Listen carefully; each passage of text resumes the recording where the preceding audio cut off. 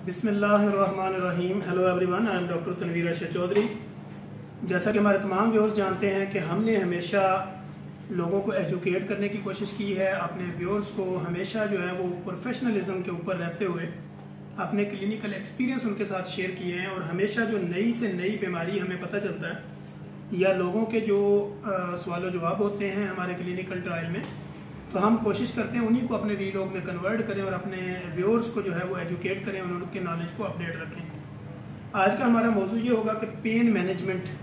कैसे की जा सकती है और पेन मैनेजमेंट की जो है वो कितनी क्लासिफिकेशंस होती हैं, कितनी उसकी डेफिनेशंस हैं। तो पेन मैनेजमेंट सबसे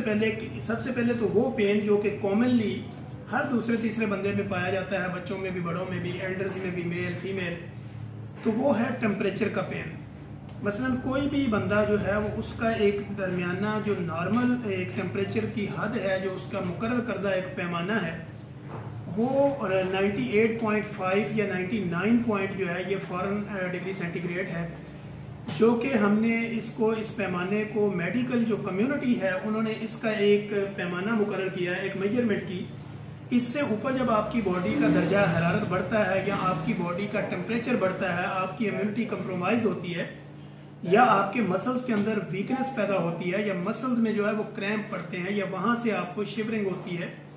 या किसी भी तरह आपकी बॉडी का टेम्परेचर जो है वो अप डाउन होने की वजह से आपकी बॉडी में पेन होती है, उस पेन की वजह से आप अपने आप को अनकंफर्टेबल फील करते हैं, तो ये वो फर्स्ट प्रोसीजर है जहां पे हमने पेन मैनेजमेंट के ऊपर बात करनी है या पेन मैनेजमेंट के ऊपर हमने काम शुरू करना है। बीइंग अ मेडिकल स्पेशलिस्ट, मैं ये समझता हूँ कि जब हमारे क्लिनिकल ट्रायल में पेशेंट आता है तो सम कंडीशन में पेशेंट जब आके हमारे साथ बात कर रहा होता है तो पेशेंट ये कहता है कि डॉक्टर साहब मुझे कुछ फील नहीं हो रहा, टेम्परेचर भी नहीं लग रहा है, लेकिन चूंकि मेरी बॉडी के अंदर पेन है, मेरे जॉइंट में पेन हो रही है या मुझे सांस लेने में दिक्कत हो रही है या मुझे खांसी है, थ्रोट इन्फेक्शन है, उसकी वजह से मेरी पूरी बॉडी जो है वो पेन में मुब्तला है, मुझे यहाँ पे दर्द रह रहा है, मुझे जो मेरी बॉडी काम करने को दिल नहीं कर रहा, मुझे थकावट फील हो रही है और डेजीनेस है मुझे, या मुझे झटके लग रहे हैं या मुझे जो है ना वो शिवरिंग हो रही है। तो ये वो फर्स्ट पोजीशन होती है जो डॉक्टर अपने क्लिनिकल ट्रायल में पेशेंट से सुनता है और फिर उसके मुताबिक पेशेंट की बाकी हिस्ट्री को देखता है, पेशेंट का टेम्परेचर लेता है, उसका ब्लड प्रेशर देखता है या उसका जो है वो हम स्क्रीनिंग में उसकी BSR चेक करते हैं, ब्लड शुगर का लेवल देखते हैं और इसी तरह जो है वो पेशेंट का हम वेट भी देखते हैं, उसकी बाकी हिस्ट्री लेते हैं कि आपको कॉन्स्टिपेशन तो नहीं है या आपको एसिडिटी तो नहीं है, तजाबियत तो नहीं है, गैस तो नहीं बनी हुई, नींद पूरी हुई है, आपने काम क्या किया था, वजन तो नहीं उठाया था या आपने खाया क्या। तो ये सारी वो चीज़ें होती हैं जो हम क्लिनिकल ट्रायल में पेशेंट से पूछते हैं, सुनते हैं, फिर उसको जज करते हैं कि पेशेंट की ये जो पेन की रीजंस हैं वो असल में वजह क्या है और उसके मुताबिक फिर हम पेशेंट को गाइडलाइन देते हैं। तो फर्स्ट ऑफ ऑल सबसे पहले जैसे हम देखते हैं कि पेशेंट क्लिनिकल ट्रायल में आया, टेम्परेचर मॉनिटर किया गया, उसका BP देखा गया, फिर उसकी ब्लड शुगर का लेवल चेक किया गया और फिर पेशेंट को जो है वो फिजिकली भी देखा गया, उसकी पेन का जो क्राइटेरिया देखा गया या उसकी एग्जैक्ट लोकेशन देखी गई कि पेशेंट को पेन जॉइंट में ज़्यादा है, मसल्स में ज़्यादा है, एब्डोमिनल पेन है, लो बैक पेन है, पूरी बॉडी में पेन है या आधे सर में दर्द है या उसके फॉरहेड में दर्द है। तो ये सारा जो जितना भी प्रोसीजर्स होता है ये क्लिनिकल ट्रायल में पेशेंट को हम बिठा के उसकी फिजिकल एग्जामिनेशन करते हैं और उसके ये बाकी पैमानों के साथ ये चीज़ें देखते हैं, तो फिर ये चीज़ें हमारे सामने आती हैं। अब बुखार अगर जब आपको होता है या बुखार होने की कैफियत होती है या थ्रोट इन्फेक्शन की वजह से बुखार होता है या मलेरिया बुखार है या जॉइंट पेन में बुखार है या बुखार की वजह से जॉइंट पेन है या इस तरह चेस्ट इन्फेक्शन है या चेस्ट इन्फेक्शन की वजह से बुखार है या बुखार की वजह से चेस्ट इन्फेक्शन है, तो ये वो क्रिटिकल कंडीशंस होती हैं जो हम पेशेंट को जब क्लिनिकल ट्रायल में देख रहे होते हैं, एग्जामिन कर रहे होते हैं, तो हम देख रहे होते हैं ये सारी चीज़ें। अब अगर टेम्परेचर होता है तो फर्स्ट चॉइस जो हम पेन मैनेजमेंट के लिए करते हैं तो हम पेशेंट को पेनाडोल पे लेके जाते हैं। पेनाडोल और आइबुप्रोफेन जो बेसिकली इब्रूफन वाला फार्मूला होता है, ये हम ज़्यादातर पेशेंट को देते हैं क्योंकि ये सेफ होता है, GI जो है वो आपका मैदे को डिस्टर्ब ये नहीं करते इतना ज़्यादा। तो पेनाडोल का फिर हम उसका ट्रीटमेंट बनाते हैं कि पेशेंट को किस तरह, कितने आवर्स के बाद और कितने जो इसकी डोज की मकदार जो है वो कितनी रखी जाए, और इसी को पेन मैनेजमेंट कहते हैं कि जब आपने कोई भी ट्रीटमेंट शुरू करना है तो आपने उसकी डोज को मैनेज करना है और उसकी ड्यूरेशन को मैनेज करना है और पेशेंट को प्रॉपरली गाइड करना है कि असल आपको इशू क्या है और इस पर कितना टाइम लगेगा और मेडिकेशन जो है वो आपने कितने कितने घंटों के बाद लेनी है। तो जैसे हम पैनाडोल थेरेपी अगर करते हैं तो हम पेशेंट को कहते हैं, अगर उसका वेट बेसिकली तो हमने इसका बनाया हुआ है कि 10 मिलीग्राम जो है वो पर केजी के हिसाब से हम उसको डोज देते हैं। अगर 60 केजी का बंदा है तो उसकी जो डोज बनेगी वो तकरीबन 600 मिलीग्राम बनेगी, जो कि एक पैनाडोल के अंदर 500 मिलीग्राम होता है। तो फिर हम कोशिश करते हैं कि 6 आवर्स के बाद 2-2 पैनाडोल जो है वो उसको रिपीट करवाते हैं ताकि पेशेंट को प्रॉपर डोज मिले और उसकी पेन मैनेजमेंट हो। इसी तरह अगर ब्रूफन हम देंगे तो आपको वेट के हिसाब से आपने 10 मिलीग्राम पर केजी के हिसाब से हमें उसकी डोज मैनेज करनी है और उसी के हिसाब हमसे देखेंगे कि 4 घंटे बाद 6 घंटे बाद उसको रिपीट करते जाएंगे। जब तक आपकी बॉडी का टेम्परेचर नॉर्मल नहीं होगा, आपके जॉइंट पेन कम नहीं होगी, मसल मूवमेंट जो है वो प्रॉपर ठीक नहीं होगी,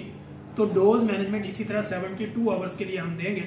यानी 2 से 3 दिन कंटिन्यूसली इसी फार्मूले को चलाएंगे। अगर हमें ये लगेगा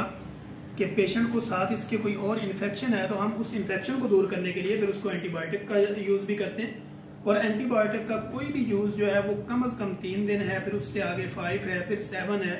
फिर 10 है, फिर 14 है और 21 डेज है, और इससे आगे इसको एक्सटेंड भी किया जा सकता है according to the situation of the patient, कि पेशेंट का इन्फेक्शन किस टाइप का है और उसको हमने टाइटल किस तरह करना है। इसी तरह अगर उसको कफ है तो हम उसके साथ कफ के लिए भी कुछ ना कुछ ऐड करेंगे। चूंकि पेन मैनेजमेंट पे बात हो रही है तो पेन मैनेजमेंट को मैनेज करते हुए उसके साथ इंटरलिंक जितनी भी बीमारियां होंगी तो उनको भी हम टाइटल करेंगे, क्योंकि अगर उनको टाइटल नहीं करेंगे तो वो कंटिन्यूसली साथ चलेंगे, इम्यूनिटी आपकी डैमेज होगी और इस तरह जो है वो आपको वीकनेस होगी। तो हमने वीकनेस को भी मैनेज करना और पेन मैनेजमेंट को भी हमने देखना है। टेम्परेचर के साथ जो पेन मैनेजमेंट है उसको हम पैनाडोल और ब्रूफन के साथ जो है उसको मैनेज करेंगे।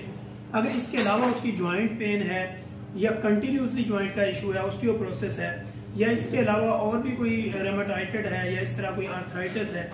या उसका कोई मसल्स में कोई इशू है, तो ये वो सिचुएशंस होती हैं जहाँ पे पेन मैनेजमेंट का जो ट्रीटमेंट है वो उसका जो तरीकाकार है वो बदलता रहेगा,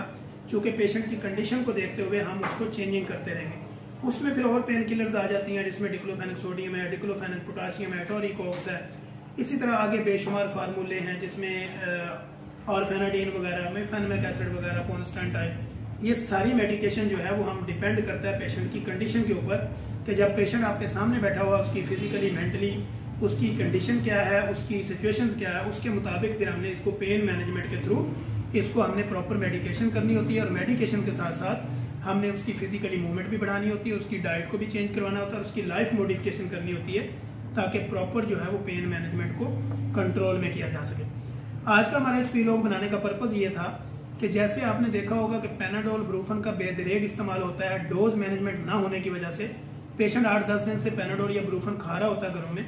और फिर वो हमारे पास आता है कि मैं तो इतने दिन से ब्रूफन खा रही हूँ या पैनाडोल ले रहा हूँ या ले रही हूँ या मैं बच्चे को पैनाडोल का सिरप दे रही हूँ या मैं दे रहा था, तो कोई उसका फर्क नहीं आया। तो उसमें रीजन ये होती है कि आपने उसकी डोज मैनेजमेंट को नहीं समझा होता और उसको आप या तो हाई डोज पे ले जाते हैं या आप लोअर डोज पे ले जाते हैं, उसकी मेंटेनेंस थेरेपी नहीं कर पा रहे होते, डोज जो प्रॉपर उसकी बन रही होती है एग्जैक्ट वो आप दे नहीं रहे होते, जिसकी वजह से पेशेंट को प्रॉपर फायदा नहीं होता। फिर जब आप डॉक्टर के पास आते हैं तो हम उसको प्रॉपर पैमाने के तहत आपको बताते हैं कि ये दवाई जो है वो आपने इतने घंटे के बाद इतनी मुकदार में लेनी है। अब पेशेंट क्या करते हैं कि हमसे सारी कंसल्टेशन करके भी चले जाते हैं, लेकिन घर में जाके एक खुराक ली, अगर हल्की सी उनको घबराहट फील हुई या उनको ऐसा लगा कि मुझे शायद ये मेडिसिन सूटेबल नहीं है, तो वो खुद ब खुद ही उसकी डोज जो है वो उसको कम कर देते हैं। और वो डोज कम करने के नुकसान आपके मैदे पे भी होते हैं और इस तरह आपकी बॉडी को प्रॉपर वो फायदा भी नहीं होता जिसके लिए हमने वो मेडिकेशन रिकमेंड की होती है। इसलिए किसी भी डोज को कम करना, ज्यादा करना या डोज की ड्यूरेशन को बढ़ाना, इसके लिए आपको कभी भी सेल्फ डिसीजन नहीं लेना चाहिए। आपको प्रॉपरली जो भी आपका कंसल्टेंट हो,